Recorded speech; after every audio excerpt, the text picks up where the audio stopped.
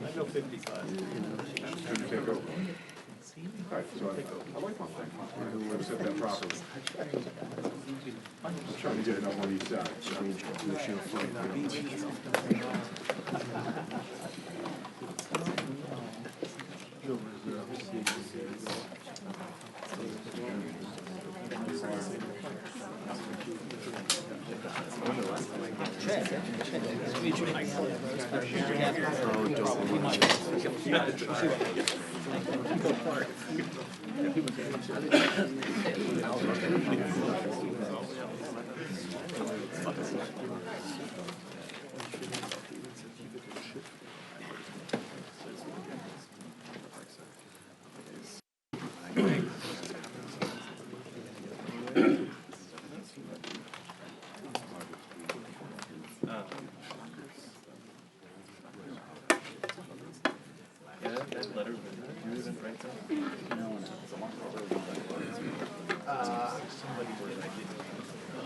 Are we doing the afterwards back here?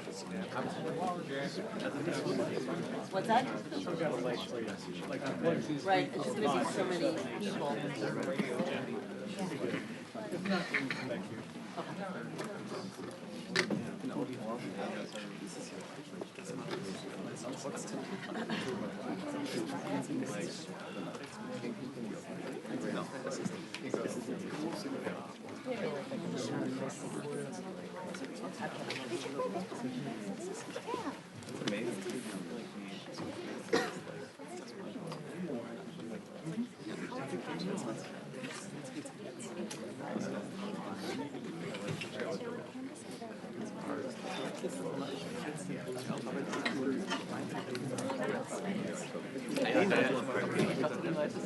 Entschuldigung, dass ich das verwechselt habe, aber ich fand ja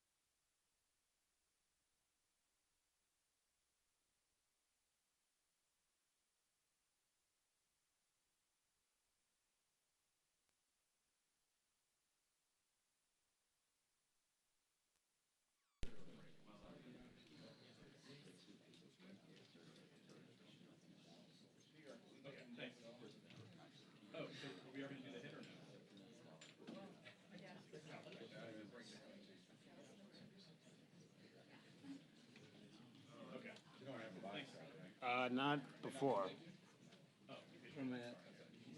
Next to Chad.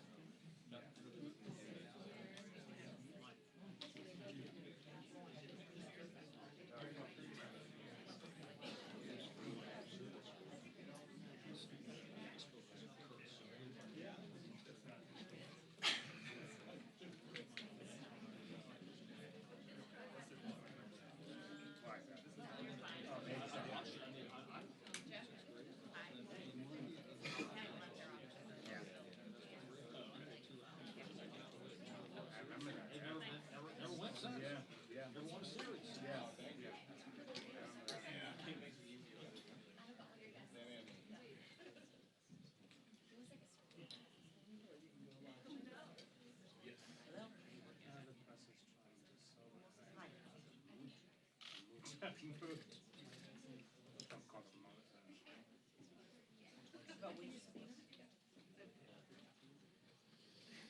I haven't read up on that yet.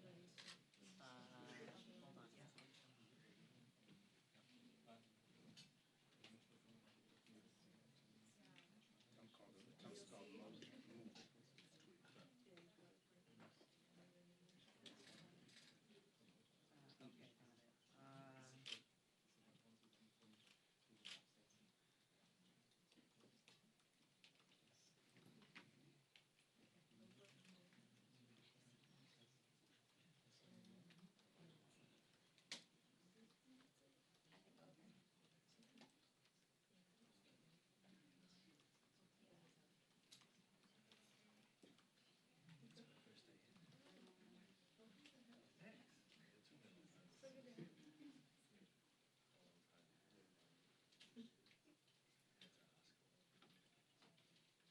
got it.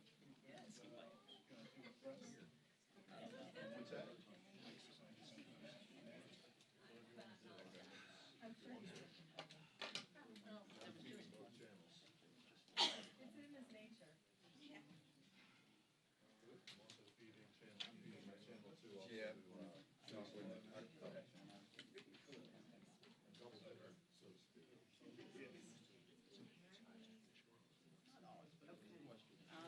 Okay. Serious?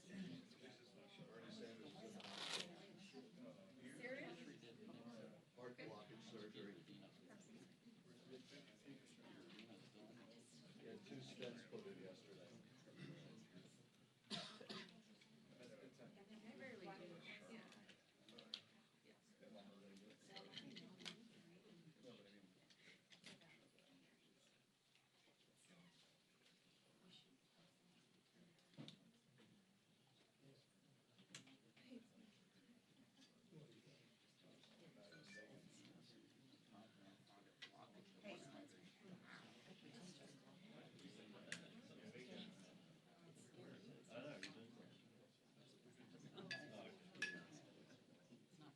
Yes. But I'll just give you a heads up if I look like Pelosi and Schiff are coming out.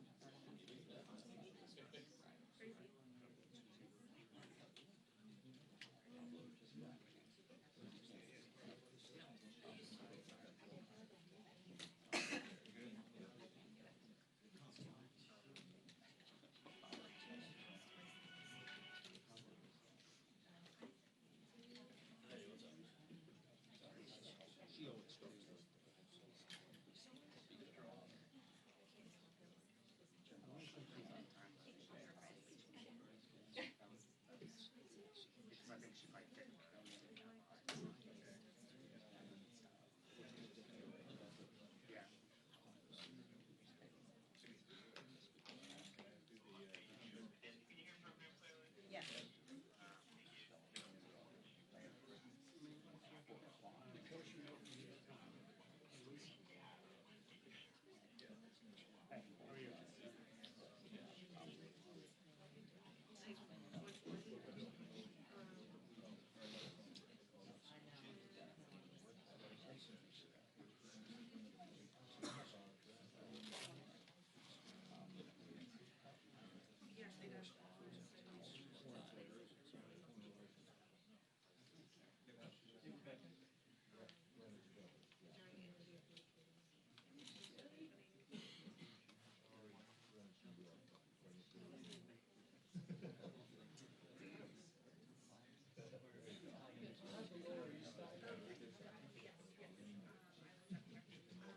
Hold on, this is significant because it is the first time that the White House is going to be issuing a subpoena as part of this widely anticipated inquiry. We've seen subpoenas go out to Giuliani, the president's lawyer, to Secretary of State Mike Pompeo, but now Chairman Cummings is announcing that he is sending a subpoena to the White House itself because he has been unable to get access to documents that various committees have been asking the White House for weeks now. They say not only have they not gotten those documents related to the president in Ukraine, but they haven't even gotten any response from the White House about when they might get those documents. So they say that they're taking this step because they've been stonewalled by the White House, by other agencies, and essentially what they're trying to do here, Vlad, is to establish a record of the fact that their investigation has been obstructed by the White House, perhaps by the president himself. We know that obstruction of justice is one of the articles of impeachment that they have considered, and so they are basically building a case that they have been stymied and stonewalled as they try to do their due diligence into this phone call that the president had with the leader of Ukraine.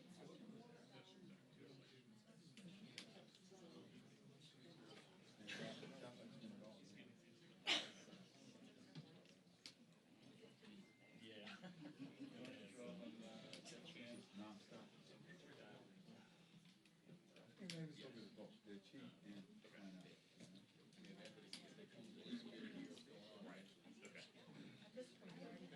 It's a draft subpoena because they can't actually, under House rules, issue the actual subpoena until tomorrow, so it doesn't officially become a subpoena until tomorrow, or actually until Friday. So, basically what they're announcing today is that it's coming, and that's meant to put pressure on the White House, and you have to sort of look at the broader context here, which is that for months,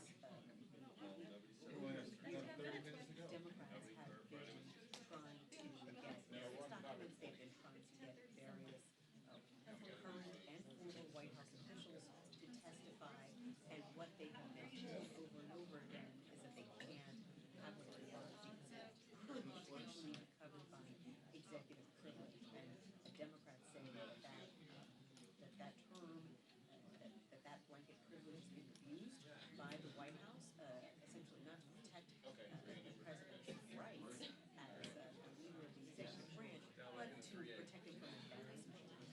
And so this is Democrats sort of issuing their latest salvo in an attempt to say that this is a cover-up, this is obstruction of justice, and you're going to hear that echoed by the House Speaker, Adam Schiff. Okay. You want Jeff right now? They said. Okay, let's see. You're gonna get a frame. Hey. Am I on with Jake Sherman? Is that what we're doing still?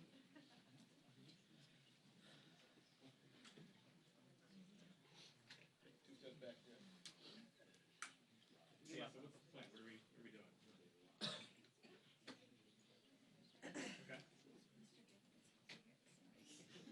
Okay. Yeah. I didn't. Alex, Richard, New York, Jeff.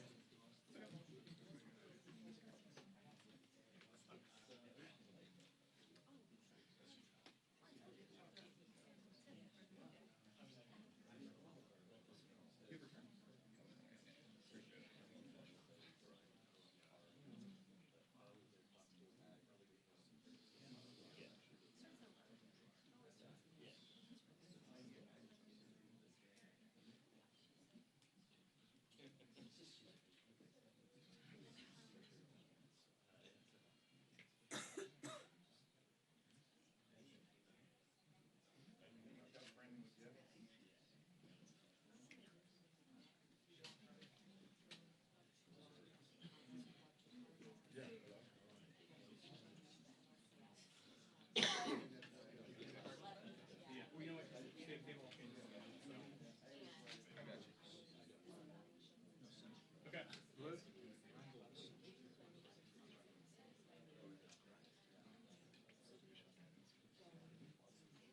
Yeah, he just has to walk up here.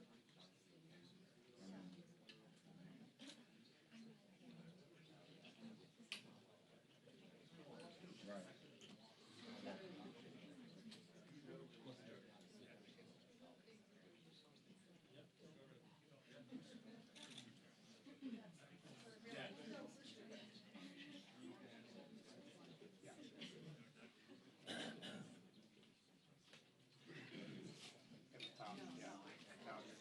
You're right. That's a little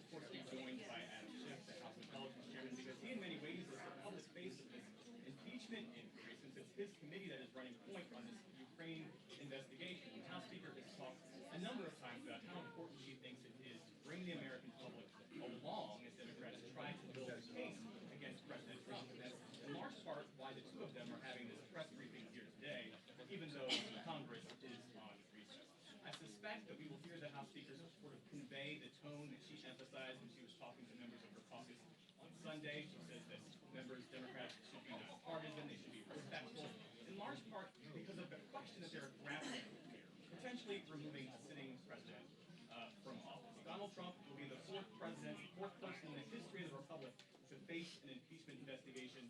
Andrew Johnson in the 1800s was impeached for policies having to do with the Civil War, was not convicted by the Senate. Everyone knows why Bill Clinton was impeached by the House, not convicted by the Senate. Richard Nixon, of course, resigned before he could be impeached. Donald Trump is the first person to face this impeachment question on national security grounds. The theory of the case that Democrats are building is that he used his public office, the office of the presidency, for personal gain. As Nancy Pelosi puts it, the president tried to shake down a foreign counterpart to dig up discredited dirt to stir speculations among one of his domestic political rivals. So Democrats see that as a breach of the oath of office. They see it as the president undermining national security and the integrity of our elections. So I suspect that that will be the message that you'll hear leaders Schiff and Pelosi convey when they take the stage, potentially any minute now.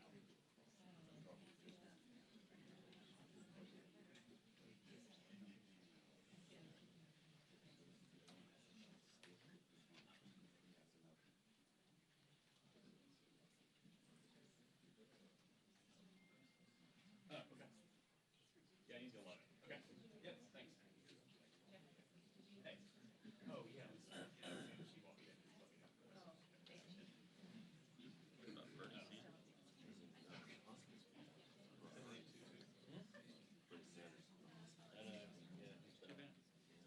Changing the IP? Yeah, 7822, I think.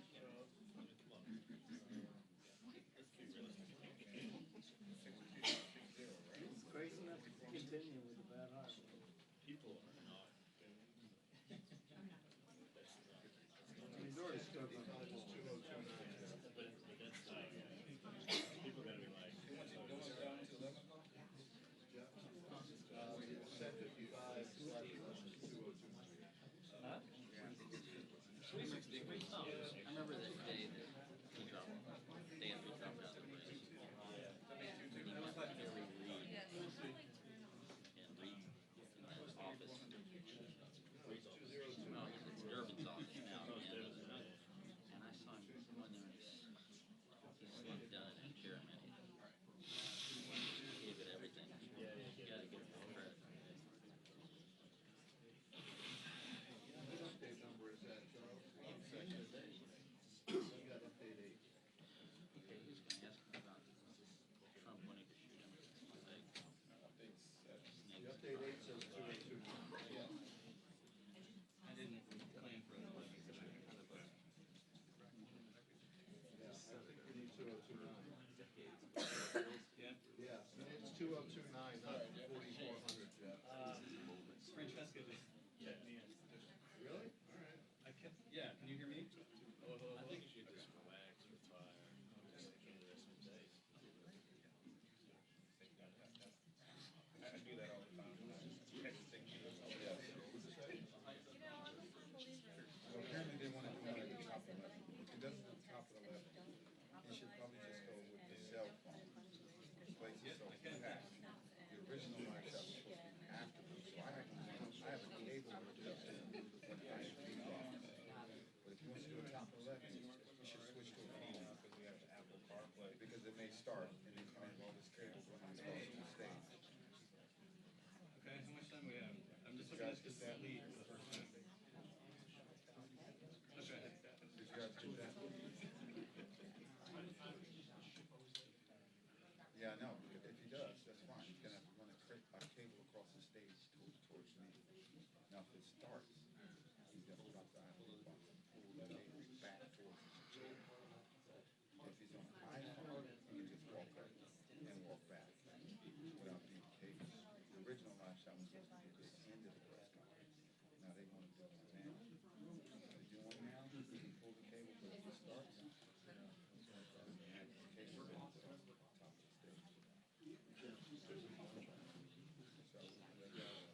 Yep. If we can, I will go on the switch the phone, stay on the. Oh, like, just start targeting, you know?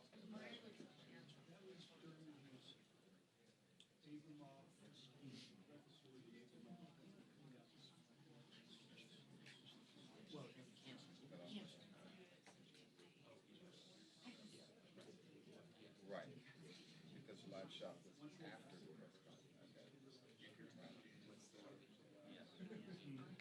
Okay, we're gonna wait till afterwards, right? Okay, we'll wait till afterwards. If they wanna do one now, we have to. Oh, okay, I thought there was one in the council that was set up. 11 is killed? Okay, Lord just told me 11 is killed. Okay, we're set. 11 is.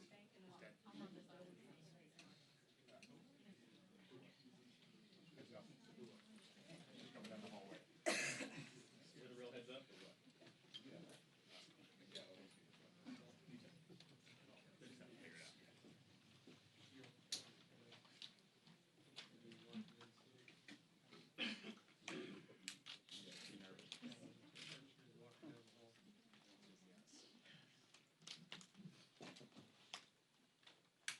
Charles, is that a real?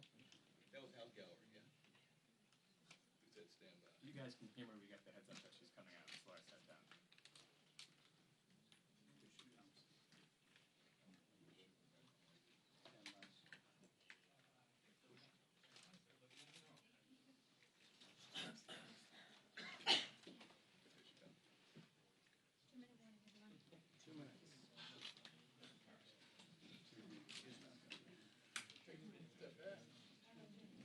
Hey, Margaret, can you hear me?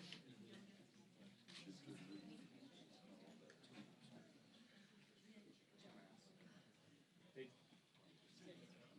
Okay, all right, they gave us some warning that wasn't apparently action. They're in the room? Yeah.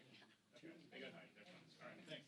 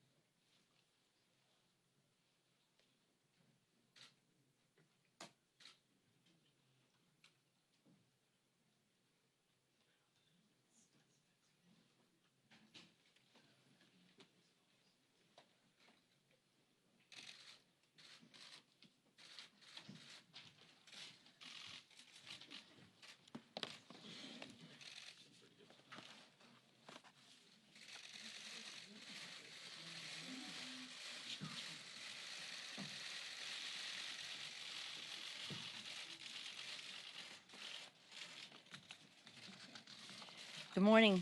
Good morning, everyone. Thank you for being here as we observe the district work period in their the holy days.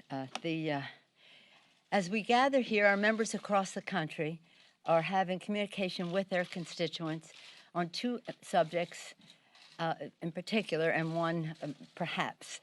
The first is on our legislation, H.R. 3, to lower the cost of prescription drugs now. We are very pleased that the response that members are receiving as we've asked them to go out there to receive public comment on H.R. 3. And when they return, we will be ready to proceed, some in committee, others just among members, to present the legislation. H.R. 3 is important because, as I've said to you before, across the country, you could see grown men cry at meetings because of the cost of prescription drugs. It's almost impossible for them to be healthy and financially healthy with the rising cost of prescription drugs. In the last year's election, this was a very high priority. It continues to be.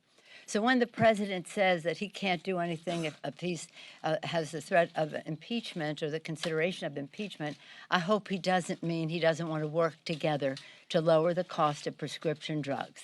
It would give the secretary additional powers to negotiate for lower cost. It would end the disparity of cost between what consumers in America pay and what they pay in other countries. It would have a cap on out-of-pocket expenses for catastrophic Medicare expenses. It would also, in the negotiation, not only be for Medicare, but for all, and it would have an inflation rebate that reverses years of increases. So we're very pleased with the work that has gone into it so far by our three chairmen, Frank Pallone of Energy and Commerce, Richie Neal of Ways and Means, and Bobby Scott of Education and Workforce, and many members as well.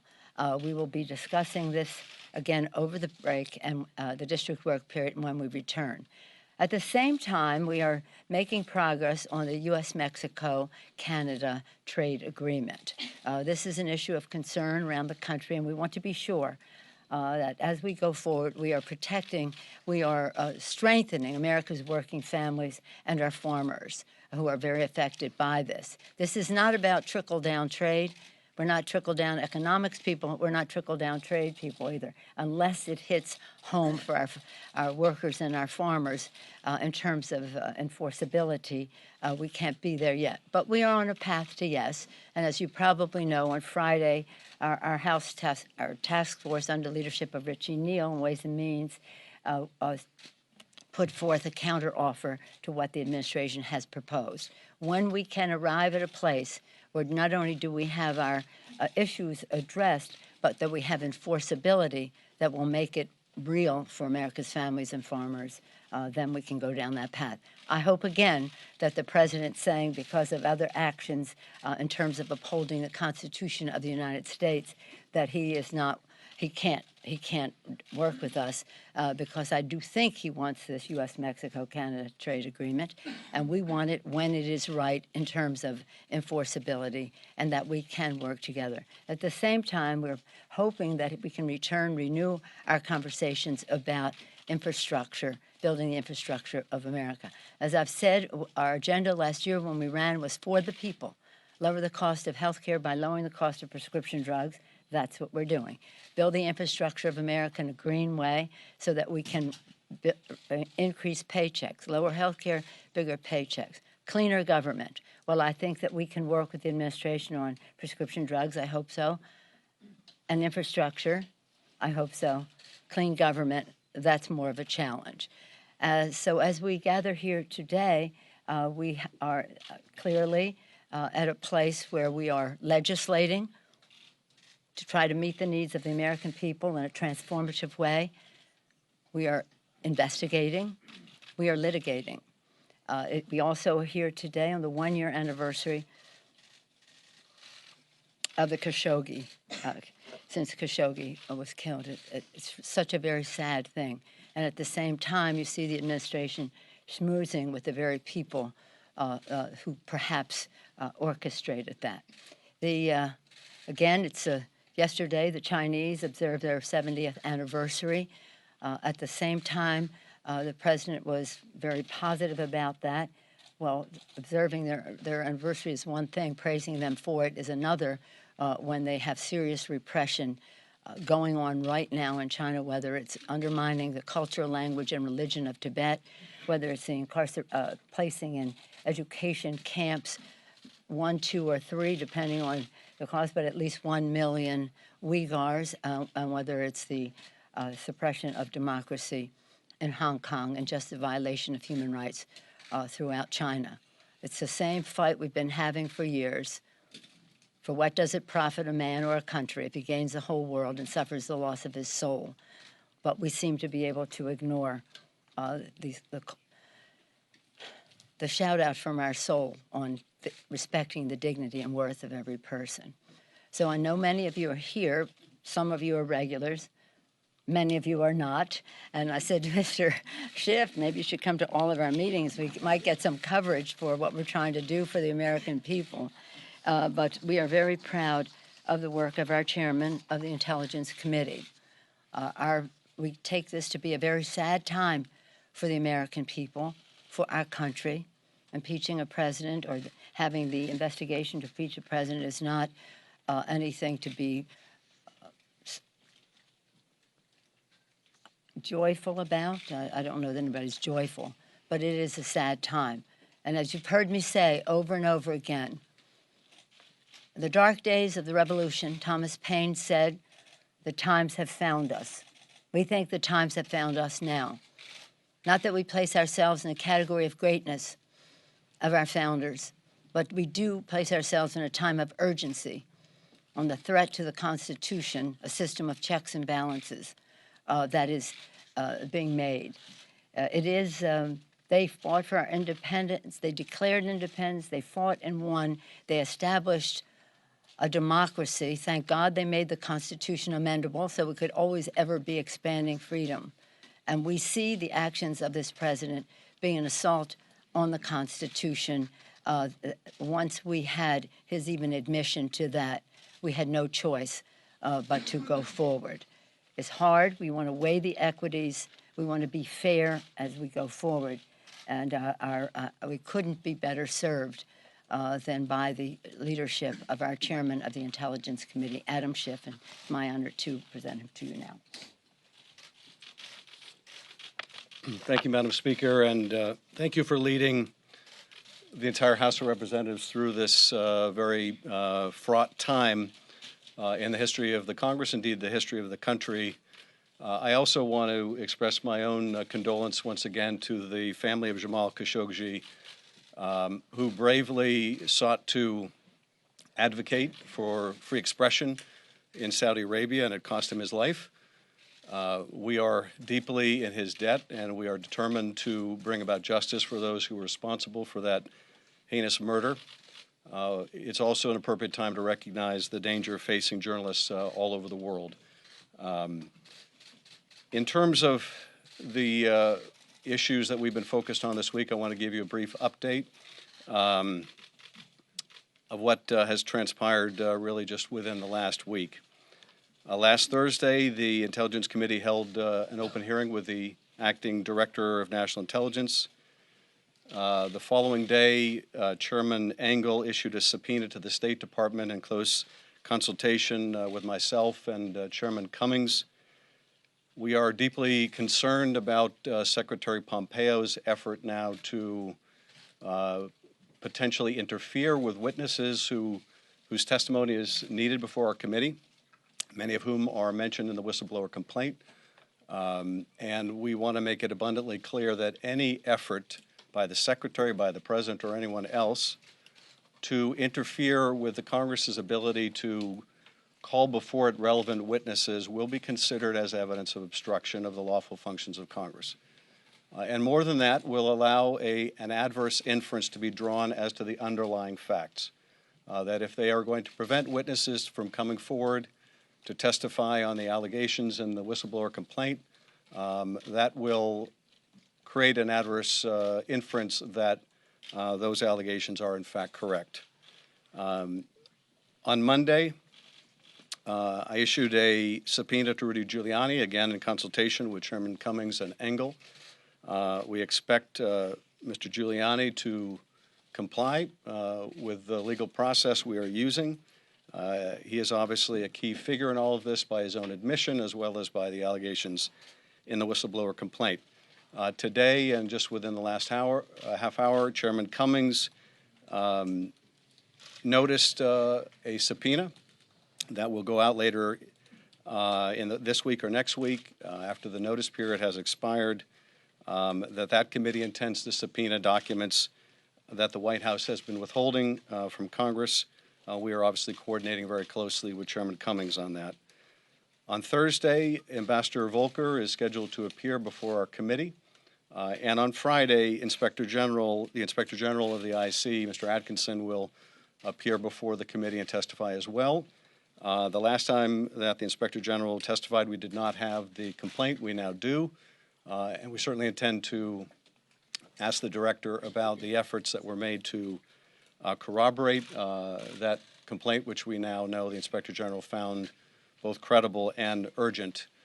Next week, we have also scheduled a deposition or interview with the former U.S. Ambassador Yovanovitch to Ukraine, and we are in discussion with other State Department witnesses to secure their depositions. So we've been very busy, as you can tell, this week. We're going to be very busy again next week. We are proceeding deliberately, but at the same time, we feel a real sense of urgency here that this work needs to get done, and it needs to get done in a responsible period of time. Thank you. Thank you. Just one moment, please. I'll decide who asks the question. Do we have any questions first on the work to meet the needs of the American people in terms of USMCA and the H.R. 3 on that subject? How do you envision working with this president on these key Democratic agenda items, lowering prescription drug costs, ensuring tougher gun safety measures, as you're actively considering whether to remove them? But they have nothing to do with each other. We have a responsibility to uphold our oath of office, to support and defend the Constitution of the United States. We also have a responsibility to get the job done for the American people.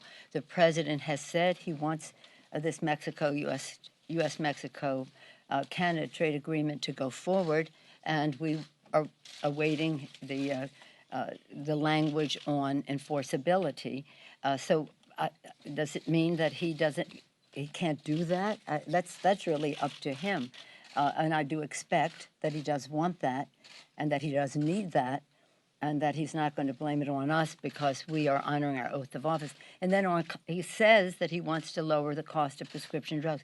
The American people want us to do that. So as the president saying, if you question my actions, I can't agree on any subject, then the ball is in his court on that. But many of you have always been interested in USMCA. Any ongoing interest there? Yes, sir. On the USMCA, the president keeps saying that the USMCA will pay for his wall. How does money generated by the USMCA work its way into the general fund to be appropriated by Congress? It doesn't. It doesn't. Yeah, it doesn't. Okay. Yes, ma'am. No, I'm not calling on you. I'm calling on this young lady here. Thank you. Lisa from PBS News Hour. Thank you for having this news conference. A question for you and one for Chairman Schiff. For you, do you have plans or have you taken off the table the idea of a full House vote on I'm first, excuse me, dear. I'm first doing Oh, I'm sorry. I thought you H.R. 3. Anyone on H.R. 3? Does anybody in this room care about the cost of prescription drugs and what it means to America's working families? From time to time, you've asked those questions. Does anyone care about the USMCA, U.S.-Mexico, Canada agreement? A hard, fast date on when you need this to be resolved on This being what? USMCA? No, I'd like, we're on a path to yes, as far as the trade agreement is concerned. And at some point, I'm just saying it's either yes or no. We either have enforceability or we don't. But I'm hopeful that we will, and I'm hopeful that it will be soon. Not a deadline you've given the administration or anything? No, well, we have a good working relationship. Believe me, the quiet you hear is progress. And we go back and forth and over this break the steps or between the two, the trade rep and our negotiators are seeking clarification and where there's room for cooperation, where we may have more challenges, but it's going in a forward direction. So we're very pleased with that because, again, we're trying to find common ground with the president. He always wanted this. We do too. And let's just find our common ground in that regard. Speaker Pelosi, another question on policy before we get to the other news of the day, which is impeachment. What about the quiet we hear on gun legislation? 2 or 3 weeks ago, the White House telegraphed we might hear what the president would support in some sort of gun package. And even the press have heard nothing. Have you heard anything from the White House? Well, the most recent communication I had from the White House on gun violence prevention was a call from the president last Tuesday. So we can segue from one subject to the next here. He called early that morning to say that how happy I would be to see the progress that he was making on coming to agreement on gun violence prevention. I was curious about what that progress could be. He said he was working with Democrats and Republicans. I don't know of any. I reminded him that we had sent a bill over to the Senate, H.R. 8 and H.R. 1112, 2 pieces of legislation that will save the most lives, and that I would hope that whatever he was talking about was very close to that. Oh, yes, you're going to be very pleased. That's the last I've heard of that. At that point, that is when the president segued into the telephone call in which he admitted that this call took place and that what happened was perfect. I said, Mr. President, it's not perfect, it's wrong. But your admission to what has now been in the public domain informs the timing of how we go forward. Again, that was the last I heard from them. Let me just say on gun violence prevention, we're not going away until we get legislation signed into law that protects our children. I said to the president on another occasion, on the 200th day of the Chuck Schumer and I called the president on that. That was a couple of Sundays ago. I think like the 15th of September, maybe 2.5 weeks ago. That was the 200th day since we sent over H.R. 8. And I said to the president, I pray for you and the safety of you and your family. And I hope that pray that God will give you an illumination, an enlightenment to pray, to work for the safety of other families in our country. So again, the most recent, I'm not going to say the last, I hope it's not the last, but the most recent communication I've had from the White House was in the same call where the president admitted to what he said in that phone conversation. Okay? Now you, Thank you, Speaker, on impeachment. yes. Have you taken off the table, or do you plan for a full House vote on impeachment inquiry? And Chairman Schiff, as the White House seems to be, in the words you were about interference, delays, in the past sometimes it's taken a long time, years, to compel documents and testimony from the White House. Are you preparing for a court battle, and how do you make sure that that happens in what you say is an expeditious manner? First of all, there's no requirement that there be a floor vote. That's not anything that is excluded. And by the way, there's some Republicans that are very nervous about our bringing that vote to the floor. Just say that we are concerned that the White House will attempt to stonewall our investigation, much as they have stonewalled other committees in the past.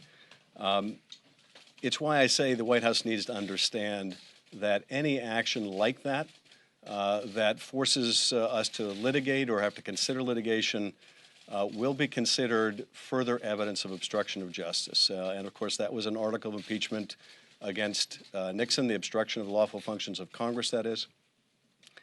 We will also draw the inference, though, as appropriate, that they are trying to conceal facts that would corroborate the allegations in the whistleblower complaint. So we'll have to decide whether to litigate or how to litigate. We're not fooling around here, though. We don't want this to drag on months and months and months, which appears to be the administration's strategy.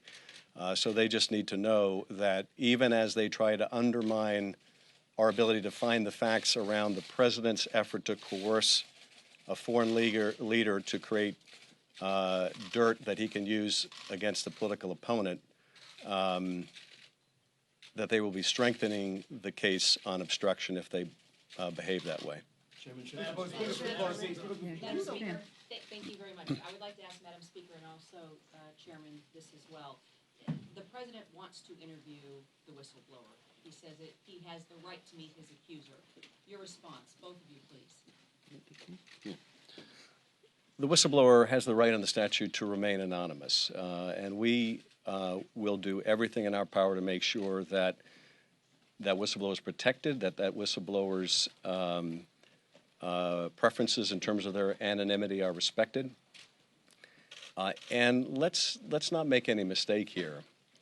The President wants to make this all about the whistleblower and suggest people that come forward with evidence of his wrongdoing are somehow treasonous and should be treated as traitors and spies. This is a blatant effort to intimidate witnesses. It's an incitement to violence. And I would hope, and we're starting to see members of both parties speaking out against attacking this whistleblower or others that have pertinent information. So the other thing I wanted to underscore, though, is what the whistleblower has set out that is within our power to this date to confirm, we see confirmed in that call record. The President can attack the whistleblower rhetorically all the President wants. It doesn't change the fact that the record of that call shows the President of the United States in a same conversation, and indeed immediately after the Ukraine President asked for more military help, the President of the United States asked that leader a favor, though. And no attack on the whistleblower or anyone else is going to change those underlying facts. On the subject of, on the subject of the whistleblower, I said to the President on that call, you've come into my wheelhouse. 25 years on the Intelligence Committee as a member, as ranking member, as Mr. Schiff was before he became the chairman when we got the majority. So I was part of the Gang of Four before I was even in the leadership as a Gang of Eight. So for 25 years, one way or another. I was there when we improved the whistleblower legislation in the late 90s. I was part of that. I was there when we made further improvements, and President Obama made by executive, I don't know if it was executive order, but executive action improvements in the whistleblower legislation, and then we have further legislation. And then I was there when we created the Office of the Director of National Intelligence and what his responsibility was in terms of a whistleblower. So this is very, I hope that you understand, and I suspect that you do, the seriousness of the President of the United States saying he wants to interview that person. We will treat the President with fairness as we go forward. We will have investigations and questioning that are worthy of the Constitution of the United States. It's unworthy of the Constitution of the United States to do what he did in that call, and he admitted to me, he said it's perfect. No, it's not perfect. It's wrong. A, and B, that protecting whistleblowers is a very, very important requirement that we have. The intelligence community recognizes the importance of whistleblowers. Protecting whistleblowers who see wrongdoing of any kind in our government is essential.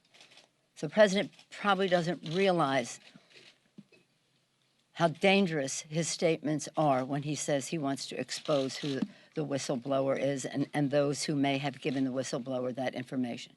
This is a very serious challenge that the President has put there. It's very sad. I don't see impeachment as a unifying thing for our country. I weighed those equities hard and long till I had the President's admission that he did what he did on that call. One big picture question, then one logistical question, just following up on what you just said. Some Republicans have said that the President's phone call wasn't great, but that it isn't an impeachable offense. Is it possible that you're making too much of one phone call? Absolutely not. I want to yield to you.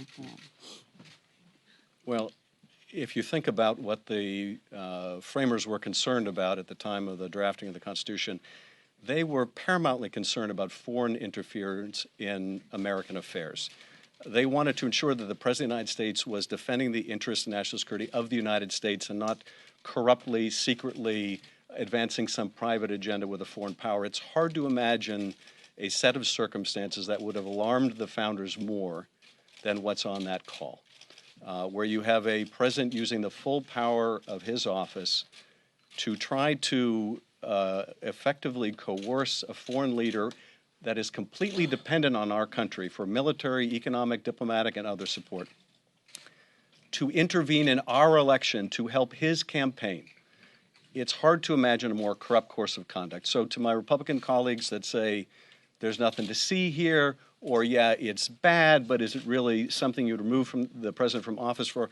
They're going to have to answer if this conduct doesn't rise to the level of the concern the founders have, what conduct does? Now, we only know some of the facts at this point. The call record seems to be pretty indisputed. The suspension of military assistance is undisputed now. The sequestration of this call record and maybe others into a file in which they were never supposed to be placed, a file that is for classified information of the highest order, covert action, for example, those facts are not contested. But all the facts around that we still need to flesh out. What was the State Department's role? What was the Secretary's role? What was the role of the Attorney General? There's a great more that we need to know to understand the full depth of the President's misconduct.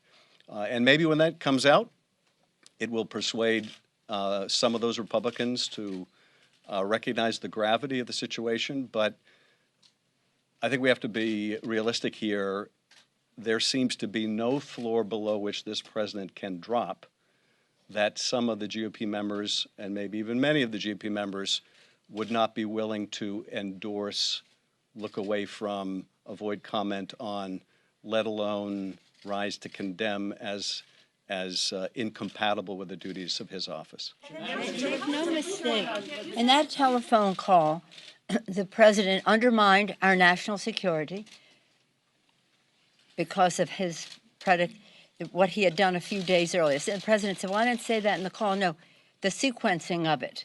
You have to look at the sequence. A few days before, the president withdrew that. Now, why? Why would that just come from the president? There was no, as far as we know, and we'll find out if there is, any National Security Council justification for the president withdrawing assistance that had been passed by the Congress of the United States in a bipartisan way.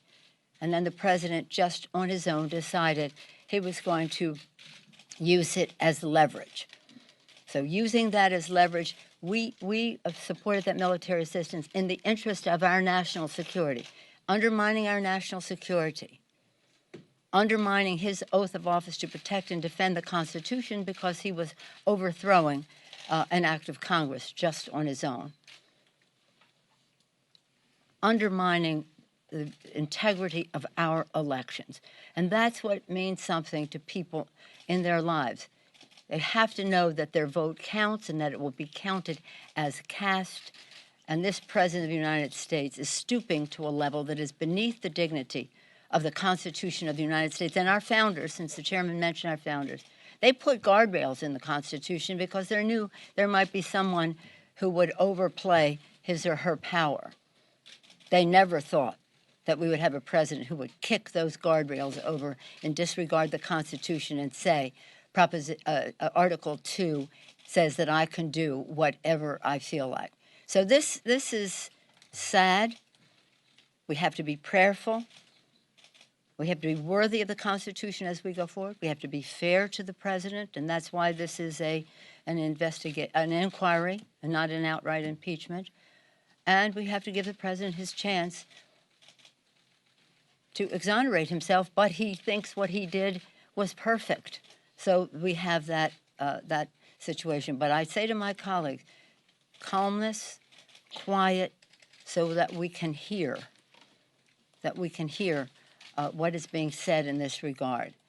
Again, when on that very day, September 17th, that was Constitution Day, a Tuesday, 2 Tuesdays ago from yesterday.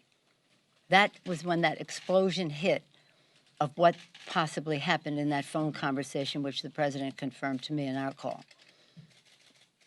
And that day, is the day we observe the adoption of our Constitution, September 17th.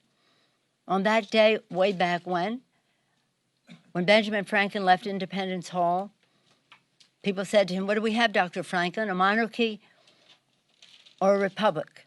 He said, "A republic, if we can keep it." It is our responsibility to keep that republic with the genius of a separation of powers, three co-equal branches of government, each a check and balance on the other. Separation of power, a republic, if we can keep it. That's our responsibility. That's the oath of office that we take, and that is what is one of the reasons why we just have to look at the facts and the Constitution. Any other objections people may have to the president have no place in this discussion in terms of, is he too cowardly to protect children from gun violence? Is he too cruel to protect dreamers? Is he too in denial to understand climate change? The list goes on. Save that for the election. This is about the facts relating to the Constitution, and that is how we will proceed, with dignity, with respect, prayerfully, and again, worthy of the sacrifice of our founders, the sacrifice of our men and women in uniform who fight for our freedom, and the aspirations of our children so they'll live under future presidents who will honor the Constitution of the United States. Thank you all very much.